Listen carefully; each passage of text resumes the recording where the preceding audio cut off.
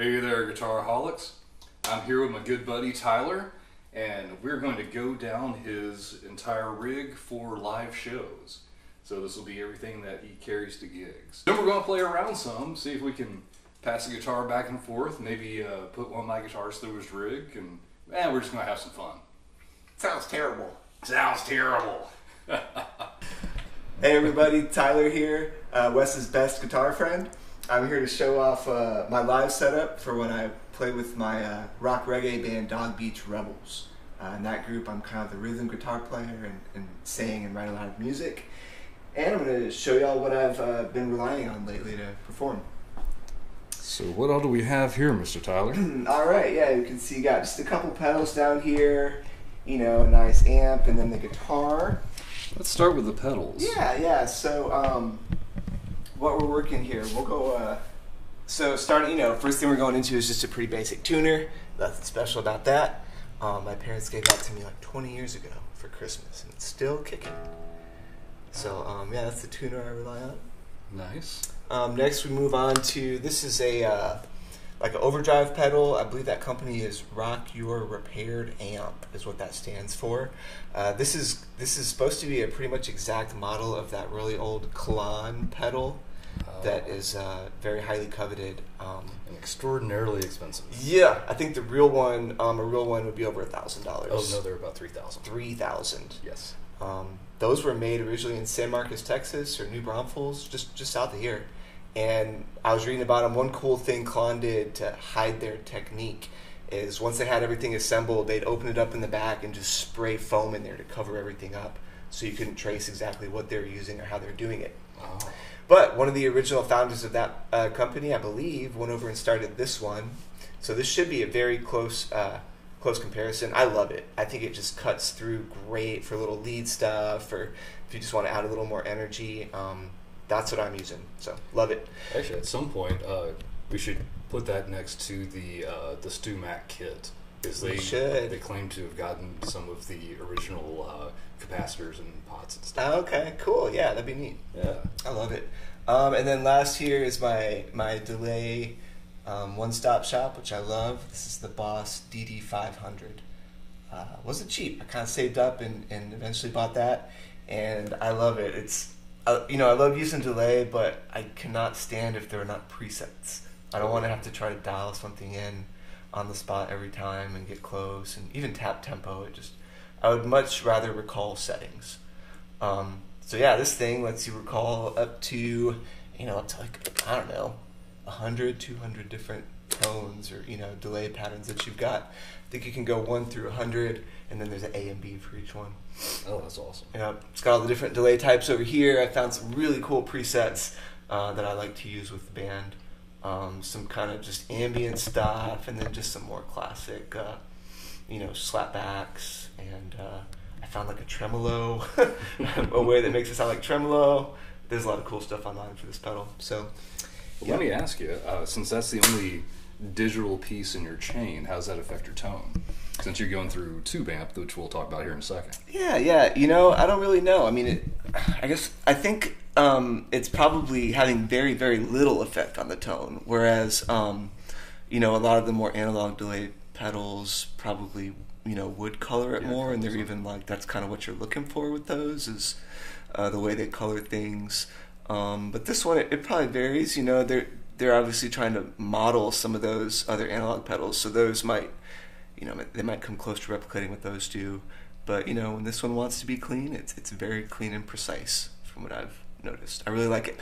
My one complaint, one thing you really can't do with this one, or I haven't figured it out, is you can't like sweep through tempos with this. This is how you would change tempo, I believe. Yeah, I'm changing, by 1 millisecond at a time, delay speed, or you can, if you push down, it goes 10 at a time. Oh. But it just doesn't, you can't do this sweeping, you can almost make a performance out of a delay pedal. Some of the other ones where you can sweep around on the time. Sure, you wouldn't mind turning that one more time, because you can really hear the clicks. Yes, you can. So there's doing 1 at a time. And so when and then pushing it down 10 at a time. Yeah. So if you try to do that while you're playing, you get kind of a stutter effect. Yeah, it's not that smooth. I'm sure y'all are familiar with just sweeping across the time on a delay pedal and what cool sounds you can get. And that's the one thing you really can't do with this. But I might eventually add another one, but luckily my bandmate is excellent with his pedal board, and he can do all that when we want that. I just get to watch. So yeah, that's the single chain. You know, it's out of that into the amp. So the guitar starts at your tuner and goes all the way through, and then the delays run into the amp. That's right. Yeah. Let's talk about this very pretty amp you got here. Sure. So this is a Laney. It's a 112 combo amp. I can't remember like the model name of it. I've had that for about a year or two now, and it's sort of like an upgrade from a Vox AC15. They're both designed in England. You can see that it actually looks pretty similar to a Vox as far as where it's laid out and everything. You know, they made it look different, but same basic idea. You can tell they just spec'd different parts and that kind of thing. It's a Class A tube amp, which essentially means, you know, it has to do with how everything's routed through the tubes inside of it. But essentially, you can get a lot of nice breakup out of this at lower volumes. I believe it's a 5-watt tube amp, so not that high in the wattage. But it, you know, this is probably the same as maybe like a 100-watt solid state guitar amp, I would say. It does make a lot of sound. It's just that it does break up naturally a little bit earlier on. I'll point out up here on the top on the controls. We have it turned down right now, a little bit lower than what like stage volume would be. I'd usually, I just use a clean channel. I'd probably be around about a 6 for, you know, maybe if we have sound reinforcement or mic in the amp, I'd maybe be down around 5, but it seems that around 6 is the tone zone, if you will. It just really has a little bit of breakup there in the clean channel, and it's really nice. So that's your sweet spot. Yes. When I can put it there, I do. And that would be with it actually in this high setting, too. This is quieter, louder inputs. Okay. Kind of the opposite of Fenders. Fenders, it would be louder and quieter. It's switched the way they do it. Everything else pretty much straight up and down here. You can see my one complaint about this amp, well, I got 2 complaints. But my one is that the reverb is digital. It's not a spring reverb tank on board. So that's kind of where they cut a corner. It's not terrible, but and I don't use that much reverb anyway, so I just kind of keep it down. I was going to say, I see you've got it set at 2, so just enough to add a little color. Yes, and that, that seems to be fine. I'm not trying to, like, have anybody swimming in reverb with what I'm doing. It's a lot of, like, just short reggae stuff. So yeah, that's the amp setup. It's 112. I love it. So I have to ask, when you're gigging with a 5-watt amp, are you micing this and running through the PA? Do you ever run just the amp when you're gigging? Yeah, I've done both. It's great mic'd because then you can get a nice little bit of breakup without having too much stage volume.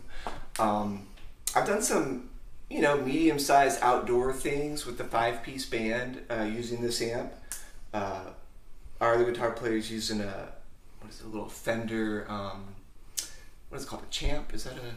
Oh, they've got a Champion. I think it might be that. Okay. Or usually it's like Champion, Princeton. Oh, it's got a Princeton, that's what it is. Princeton? It's got a nice Fender Princeton. Yep. Those are nice. Yep. And I think, you know, we're about near the same volume level as far as what it can put out. But yeah, it does fine for that kind of thing. It does, you're going to have some breakup. You know, you can't get a super clean tone when you're trying to push that much volume out of 5 watts. But yeah, it's been great for everything I've used it for, definitely. Very cool. Now, what you got strapped on there?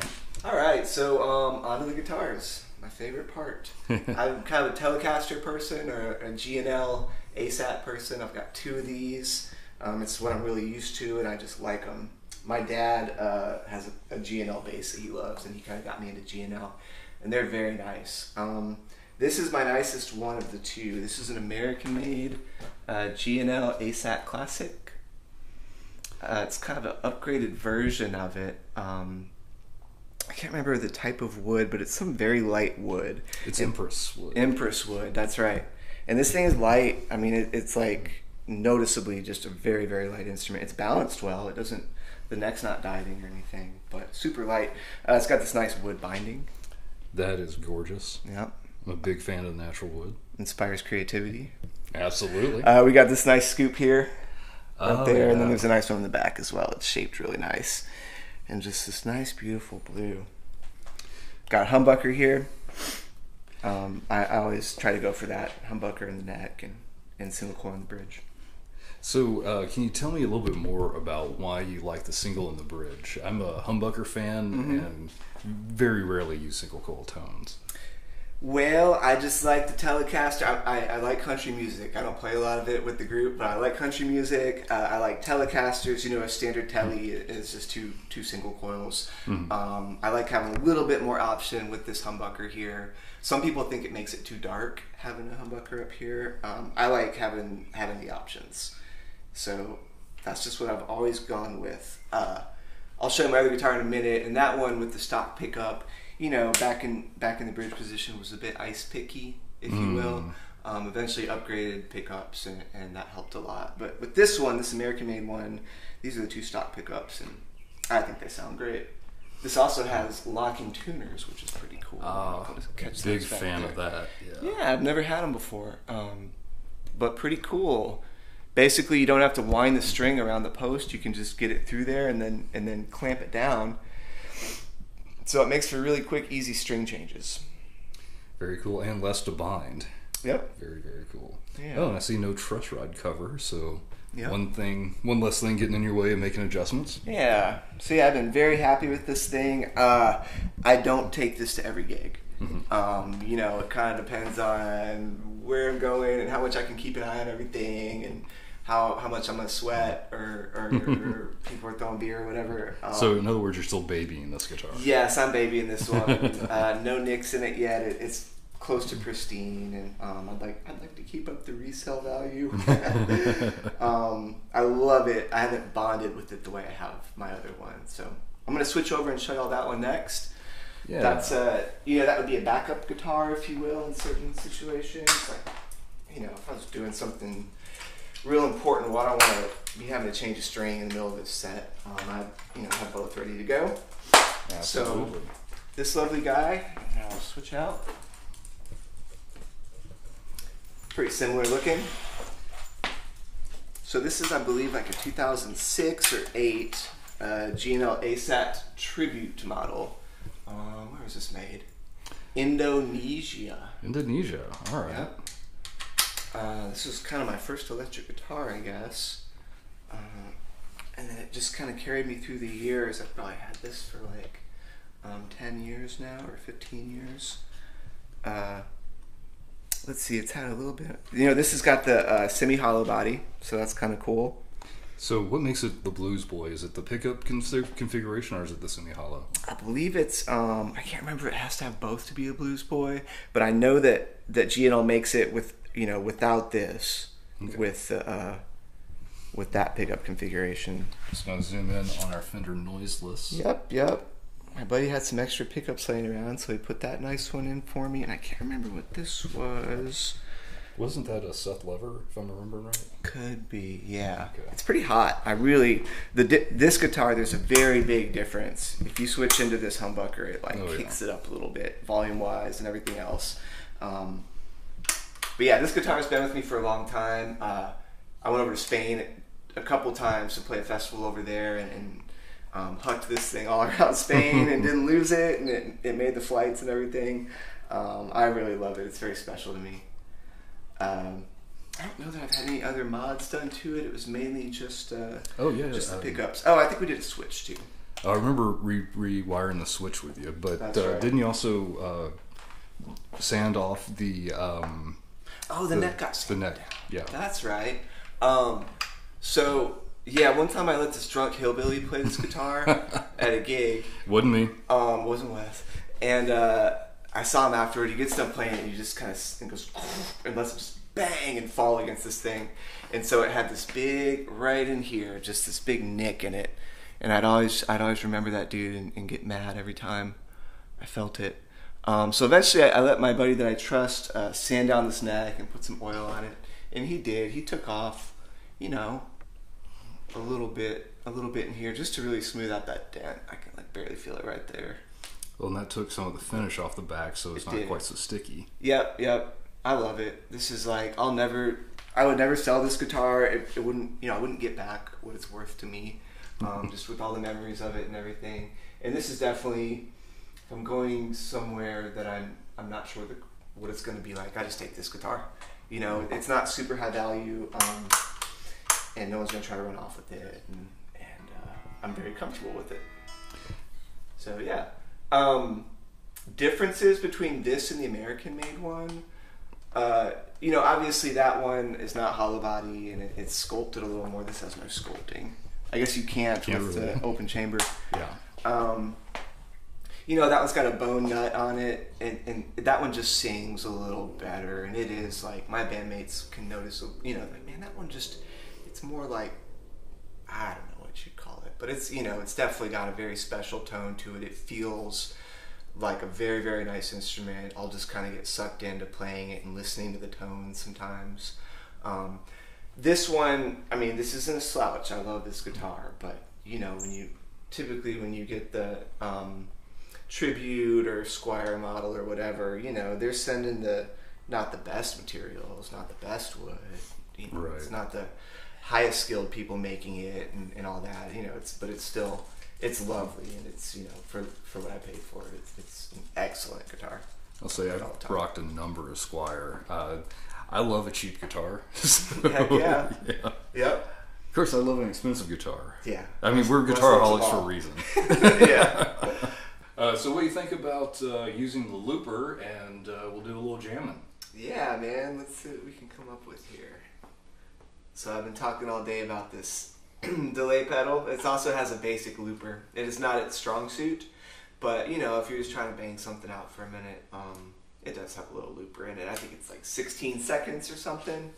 You know, a few bars, but yeah, it's good for that. You can put some layers on it. Let's see what we got.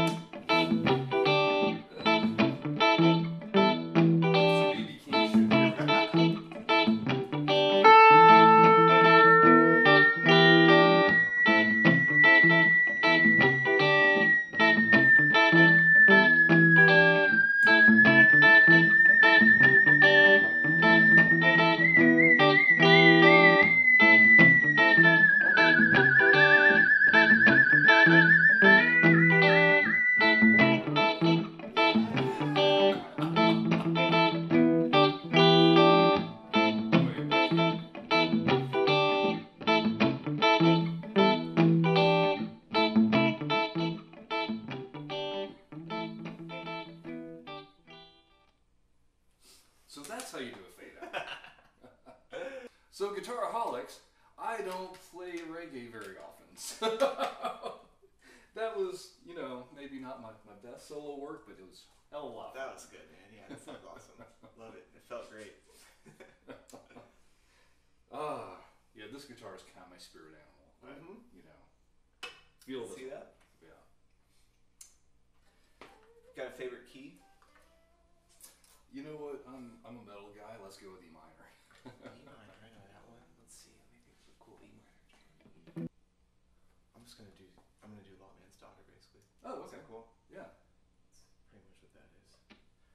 All right, so let's try this one. We'll try one of the Doggy Trouble songs, kind of.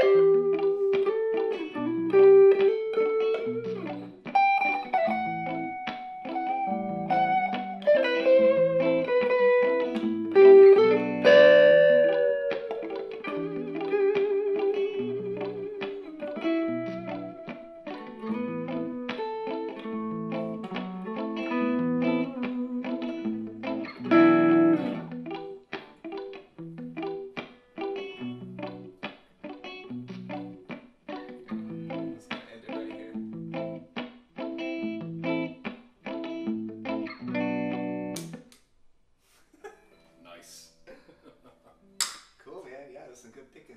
Ah, that's fun. Yep.